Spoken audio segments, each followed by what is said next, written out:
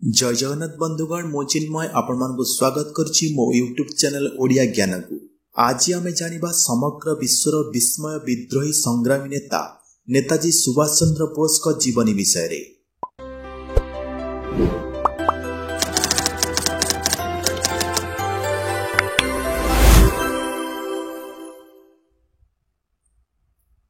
नेताजी सुभाष चंद्र बोस भारतर जने अग्रणी स्वाधीनता संग्रामी थिले। ओडिशार वीरपुत्र संग्रामी सुभाष चंद्र बोसकर जन्म कटकर ओडिया बजार ठारे होइतिला। पितांक नाम जानकीनाथ बोस।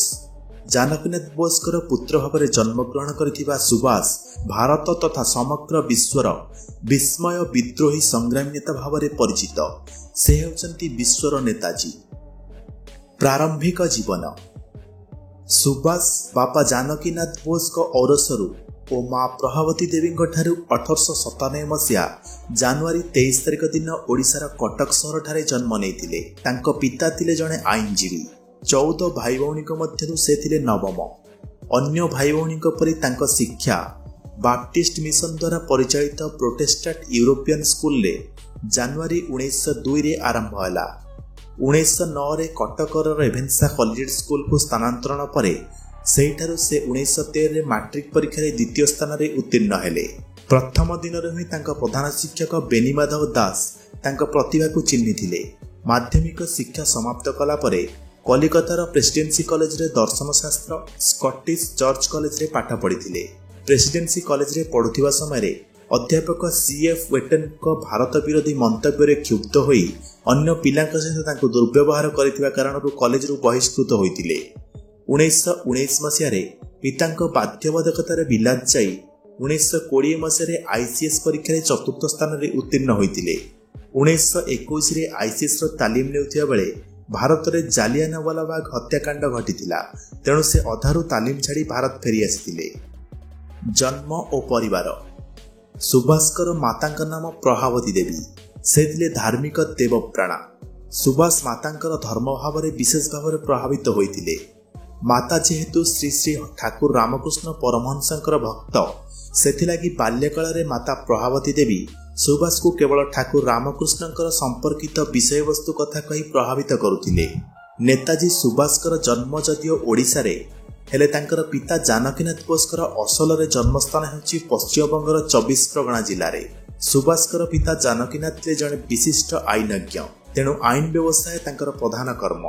सेतेबेले कोनोसी कारणरू जानकीनाथ कटक आसंती।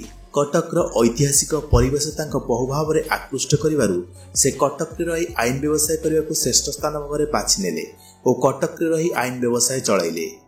ता छडा एही समय रे कटक तथा ओडिशा तिला बंगला प्रेसिडेंसी रो एक अंश। जानकीनाथकर आईन व्यवसाय क्षेत्र में जुक्ति प्रवणता एवं विचक्षण रे प्रभावित होई तथा संतुष्ट होई तत्कालीन इंग्रेज सरकार गवर्नमेंटर लीडर भाव में नियुक्ति तथा राय बहादुर पदवी प्रदान करथिले। गृहत्याग और गुरु खोजा। सुभाष जेतेबेले बंगलार उक्त कॉलेज रे नाम लेखाइले सेतेबेले से तांको जीवन निमंते जने नुआ बंधु पाइथिले। सेही बंधु थिले तत्कालीन नाट्यकार द्विजेंद्रलाल पुत्र दिलीप राय। दिलीप कर अरविंदर भावधारा प्रति विशेष सम्मान थिला।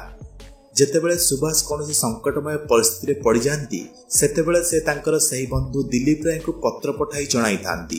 दिलीप राय सहित तांकर एते मात्रा बंधुत्व बढ़ी जाइतिला जे से शेषरे बंधुको केते कथार महत्व को बुझी काहाकू न जणाई गृह परित्याग करथिले। कारण थिला से कष्ट को बहन करी संयमता आचरण करिबा। एहा परे से जीवन रो समस्यार समाधान पई आगु चलिले। गृह ठारू 90 किलोमीटर दूर जीवा परे कृष्णनगर जने बंधुଙ୍କ घरे किछि दिन अतिबाहित कले। सेठारे एक नदी कूଳରେ जने सन्यासीଙ୍କ संस्पर्शरे आसिथिले। दिने सुभाष सन्यासीଙ୍କର उद्देश्य कहिले मो समस्त क्षेत्र निर्भीकता निर्विकार किपरि होई परिबी सेति पई आशीर्वाद करंतु।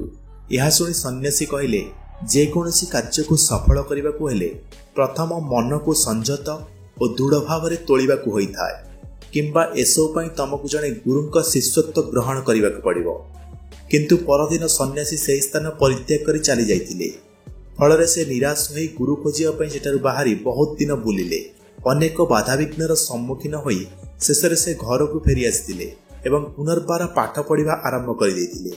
आउ मध्य इंटरमीडिएट परीक्षा रे भल भाव रे कृतकार्य हेले। 1915 ମସିହାରେ BA ଦର୍ଶନ ବିଦ୍ୟାରେ ଅନର୍ସ ନେଇ ପାଠପଢ଼ା ଆରମ୍ଭ କରିଥିଲେ ମଧ୍ୟ ସେ କଲେଜରୁ ହିଁ ରାଜନୀତି ଆରମ୍ଭ କଲେ। ସେ ସର୍ବପ୍ରଥମ କଲେଜ ନିର୍ବାଚନରେ ଠିଆ ହୋଇ ୟୁନିୟନ ନେତା ଭାବେ ନିର୍ବାଚିତ ହୋଇଥିଲେ।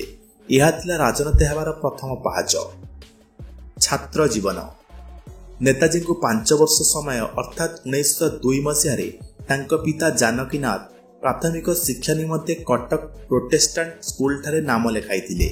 ସେଠାରେ ସୁଭାଷ ଜଣେ ମେଧାବୀ ଛାତ୍ର ଭାବରେ ସୁନାମ ଅର୍ଜନ କରିଥିଲେ। ସେହି ସମୟରେ ପ୍ରୋଟେଷ୍ଟାଣ୍ଟ ସ୍କୁଲର ନିୟମ ଅନୁସାରେ ଭାରତରେ ଜନ୍ମଗ୍ରହଣ କରିଥିବା ଛାତ୍ର ଯେତେ ଅଧିକ ନମ୍ବର ରଖି ଉତ୍ତୀର୍ଣ୍ଣ ହୋଇଥିଲେ ମଧ୍ୟ ସେମାନଙ୍କୁ ଅନେକ ବୃତ୍ତି ଦେବା କ୍ଷେତ୍ରରେ ପାତର ଅନ୍ତର ପ୍ରଥା ଅବଲମ୍ବନ କରାଯାଉଥିଲା, ଯାହା ହେଇଥିଲା ସୁଭାଷଙ୍କ ମନରେ ବିଦ୍ରୋହତା।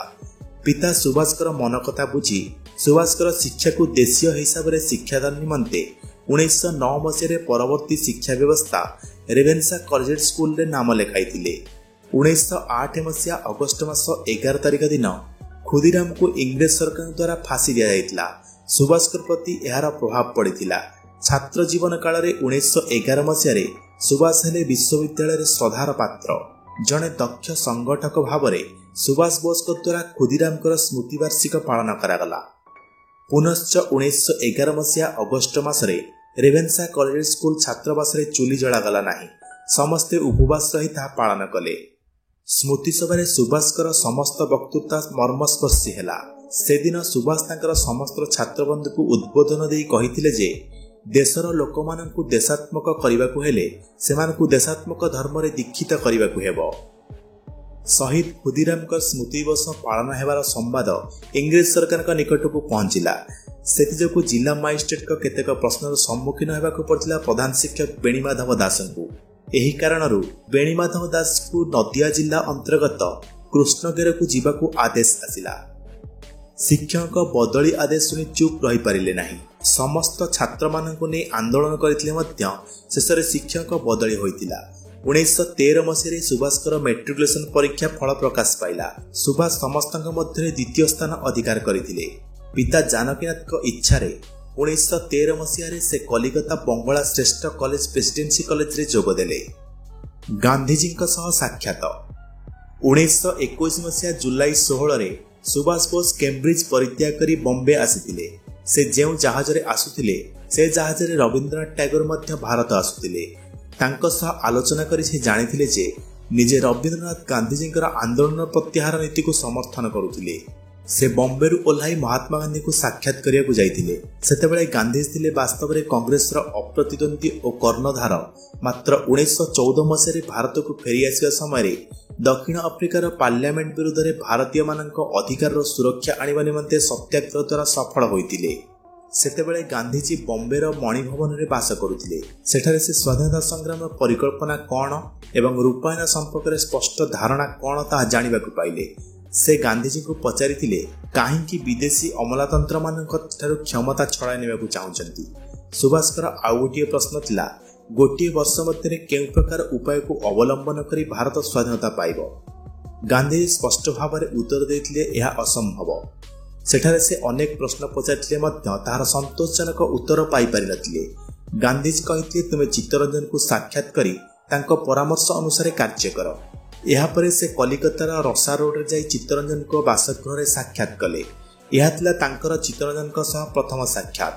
ଏହାପରେ ଉଭୟଙ୍କ ବିରାଟ ଓ ମହତ ତ୍ୟାଗ ନିଷ୍ପତ୍ତିର ମିଶ୍ରଣ ଦ୍ୱାରା ସ୍ୱାଧୀନତା ସଂଗ୍ରାମର ରାଜନୈତିକ ଇତିହାସ ମଧ୍ୟ ଏକ ନୂତନ ଅଧ୍ୟାୟ ସୃଷ୍ଟି ହୋଇଥିଲା। ସ୍ୱରାଜ ଦଳ। 1924 ମସିହା ଆରମ୍ଭ ସମୟରେ କଲିକତା ପୌରସଭା ନିର୍ବାଚନ ଅନୁଷ୍ଠିତ ହୋଇଥିଲା।